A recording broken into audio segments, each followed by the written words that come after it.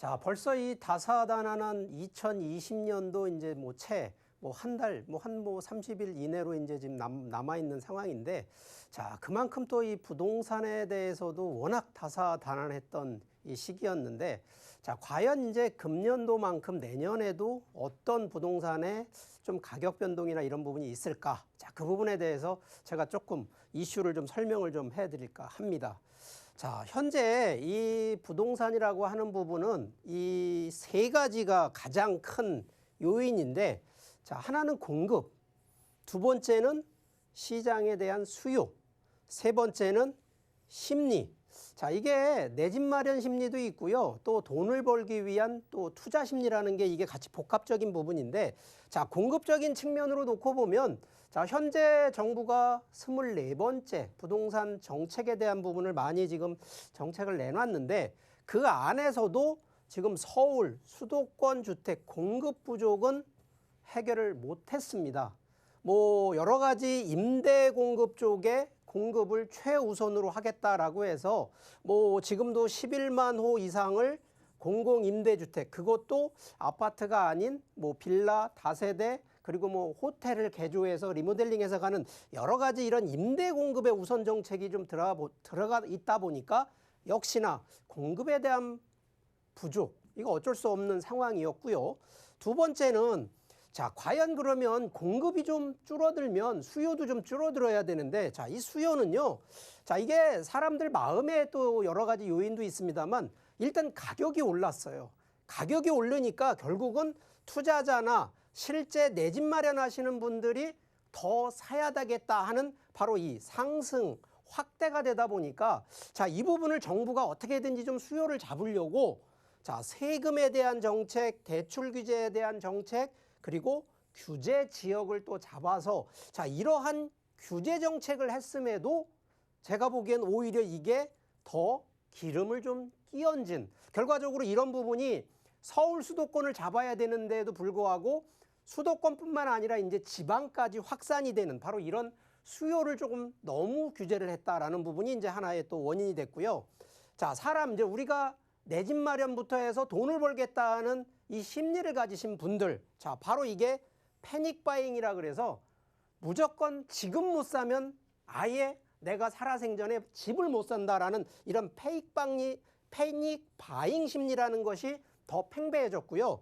가격 상승이 결과적으로 더 부추겨졌으면서 이 과거에 지금 이 현재 정부하고의 대비되는 시절로 다시 돌아보는, 결국은 똑같은 일이 반복되고 있다는 거로 증명이 되고 있는데, 자, 이 부분을 한번 살펴보면, 자, 서울권 기준으로 지금 수도권 가격 차이를 놓고 보면 서울 평균, 자, 어디 하나가 뭐 강남이 비싸다 이런 걸 따지기 전에 서울 평균가, 평당가를 놓고 보면, 자, 아파트 3,500만 원대가 넘었고요. 자, 인천 경기권도 지금 상당히 많이 올랐는데도 지금 뭐 1,000만 원대에서 1,500만 원대인데, 자, 이거를 서울 지역에 국한된 쪽으로 놓고 보면 서울에서 가장 비싼 데, 물론 제일 비싼 데는 뭐 평당 1억이 넘은 데도 있습니다만 지금 현재 기준으로는 기본적으로 다 6천만 원대가 가장 비싼 데고요. 서울권 기준으로는 대부분 다 한 평균적으로 3천만 원대 이상이 다 넘었다라는 거로 이해를 하시면 되겠습니다. 자, 여기에 전국적으로 보면 자기 집, 자기 주택에 자기가 직접 거주하시는 이런 기준으로 보면 실제 지방 쪽은 웬만해서는 거의 50% 이상은 다 자기 집에 거주하는 조건인데, 자, 여기 수도권, 서울, 인천, 경기를 놓고 보면요, 자기 집에 자기가 거주하는 게 아니라 거주하시는 분도 있습니다만 대부분은 돈을 벌기 위해서 투자 쪽으로 해놓으신 부분입니다. 자, 그러다 보니까 이 매매 가격이 왜 상승했는지 이 요인을 좀 한번 좀 지금 일반 시중에 있는 여론조사에서 한번 확인해 본 그 내용을 살펴보니까, 자, 일단은 가격이 급등을 하니까 이거는 나는 무조건 돈이 올라간다라는 측면으로 가격이 더 추가 상승이 됐고요.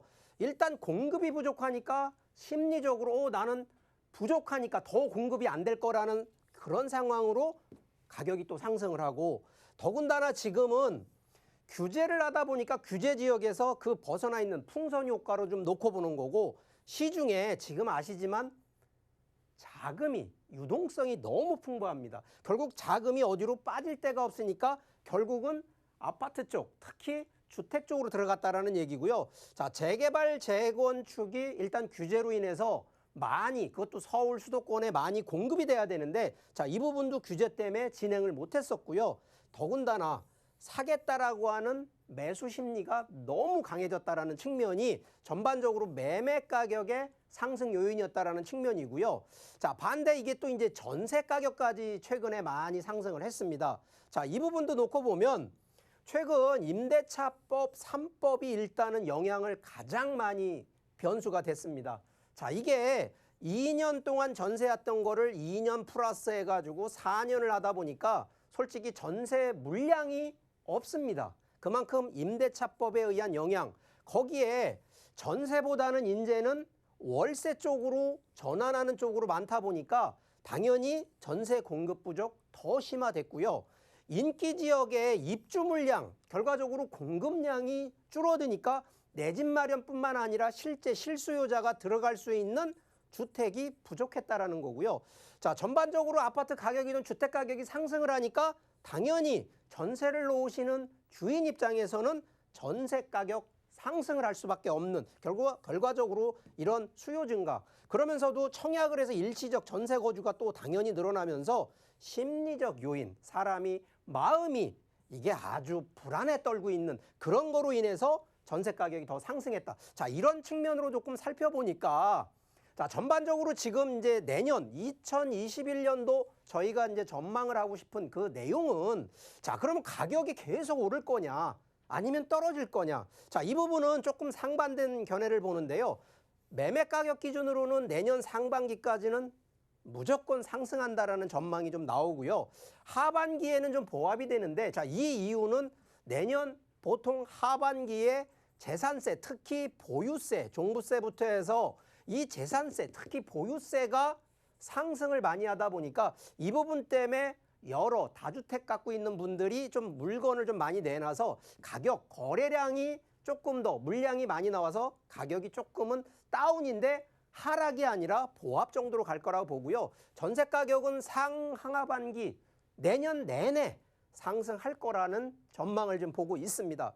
자, 그런데 이러한 전망에 뒷받침되고 있는 변수들이 좀 있습니다. 자, 이 변수들은요, 일단 정부에서 요번에 이제 국토교통부 장관도 교체가 이제 지금 바뀌어지고 있는 상황이긴 합니다만, 내년도에도 과연 이러한 규제 정책을 계속 더 강화하고 지속할 거냐라는 이 측면에 좀 변수가 좀 하나 남아 있고요. 또 하나, 국내외 이제 경기 여건, 지금 현재 코로나19 때문에 여러 가지 상황들, 특히 경제 상황이 너무 안 좋은 상황에서 과연 부동산 자체에서도 계속적인 이런 규제, 대출이나 세금에 대한 부담으로 인해서 경기 여건을 더 악화시킬 수 있다라는 변수 하나가 또 있고요. 거기에 정부가 지금 주택 공급 정책을 더 늘리는 거는 분명합니다. 과연 이게 이제 실효성 있는 정책이 얼만큼 정책에 반영되느냐에 따라서 바로 이러한 이 주택 가격에 영향을 줄 수 있다라는 거고요. 자, 우리가 지금 고민해야 될 이제 내용이 좀 있습니다. 자, 이 세 가지인데요. 일단 다주택자, 자, 내 집 하나 갖고 계속 보유하고 거주하시는 분들은 문제가 없는데, 자, 다주택자들의 매물이 과연 내년도에 계속 보유를 하실지 물건이 나올지는 요거 변수 한번 놓고 보셔야 되고요. 실제 또 실거주 주택을 우선으로 한다 그러면 그만큼 정부에서 실거주 하시는 분들한테는 많은 혜택을 줘야 된다는 거, 이런 정책적인 우선적인 거를 고려를 하셔야 되는데, 자, 그 부분에 하나가 과연 이제 경제 여건이 어떻게 바뀔 건지, 그래서 이 경제 여건 흐름에 따라서 정부가 됐던 아니면 일반 우리 시청자분들, 특히 이 주택을 앞으로 내 집 마련하시는 소비자 입장에서도 충분히 대처를 하시라는 얘기를 좀 감안해서 말씀드리니까 이런 점 꼼꼼히 한번 보시고요. 시장 흐름 잘 체크하시면서 투자든 내 집 마련 꼼꼼히 하시기를 바라겠습니다.